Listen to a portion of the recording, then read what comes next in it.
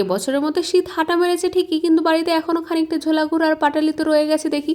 আর এই দুটো জিনিস দেখলে আমার মন শুধু পিটে পিটে করে। তাই ভাবলাম মার্চ মাসে আর একবার পৌষ পার্বণ পালন করাই যাক নাকি। এমনিতেও জানুয়ারির পৌষ পার্বণের সময় আমার পরীক্ষা থাকার কারণে এবছর মন ভরে ঝোলা গুড় দিয়ে কাছি পোড়া খেতে পারিনি, আর চুষির পায়েস তো রয়েই গেছে বাকি। জানো আজ শুরুতেই করেছি গন্ডগোল। তবে আর বলছি কি, ময়দা ভেবে চালের গুঁড়ো গুলিয়ে ফেলেছিলাম এক বাটি, তারপর গুড় মেশানোর সময় দেখি হাতে লাগছে বালি বালি। মা এসে বলে চোখে কি হয়েছে, চশমা পরে আয়, সারাদিন ধরে তো রান্নাঘরে ঘুরঘুর করিস, এইটুকু পার্থক্য বুঝতে পারিসনি? পৌষ পার্বণের সময় মাটির সরা কিনে এনে তাকে পুড়িয়ে তারপর তাতে কাছি পোড়া কর, কিন্তু কোনো কারণে সেটা এবছর কেনা হয়নি এবং নিয়মে আছে নাকি সেই সরা সবসময় কিনতেও নেই। শোনা মাত্রই হয়ে গেল আমার মন খারাপ। আজ প্রথমেই খেয়েছি বকা, তাই বলে কি লাস্টে কাছি পোড়াটাও পাবো না? আমার বাংলার পাঁচের মতো মুখটা দেখে মা বলে আচ্ছা বেশ, শর্ট দেখি আমি লোহার কড়াই তোকে আজকে কাছি পোড়া করে খাওয়াচ্ছি। ইচ্ছে থাকলেই উপায় হয় বুঝলি। লোহার কড়াইটাকে ভালো করে তাতিয়ে নিয়ে তাতে একটু তেল ব্রাশ করে ভালো করে পুছে নিতে হবে, সাবধান হাত পুড়ে যায় না যেন। কড়াইটা থাকে কিন্তু ভীষণ গরম। তারপর কাছি পোড়া ব্যাটার এক হাঁটা ঢেলে বাটি দিয়ে চাপা দিয়ে ভেজা কাপড় দিয়ে আর টাইট করে দিতে হবে একেবারে। ব্যাস, এবার অপেক্ষা 5 থেকে 7 মিনিট। একটু চ্যাপটে চ্যাপটে ঠিকই, কিন্তু কাছি পোড়া কিন্তু একদম রেডি।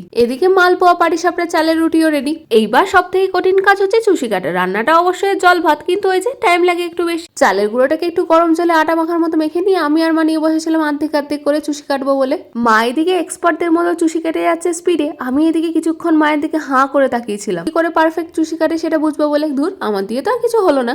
লাস্টে লেচি কেটে তাকে সুতোর মতো লম্বা লম্বা করে তাকে ছোট ছোট টুকরো টুকরো করে কেটে কেটে নিজের বাটি ভরালাম। মা আমার দিকে তাকিয়ে বলে কিরে এটা কি করছিস? আমি বললাম কেন চুষি? মা বলে হাট, এটাকে বলে ফাঁকিবাজি, ঠিক করে কর তবেই তো শিখবি। আমি বললাম আমার দিয়ে হবে না, আর যাবে তো সেই পেটেই, একই ব্যাপার। নাও এত খাটাখাটনির পরে ফাঁকিবাজি চুষিও রেডি। প্রথম গোপু আর লালি খাবে, তারপর খাবো আমি।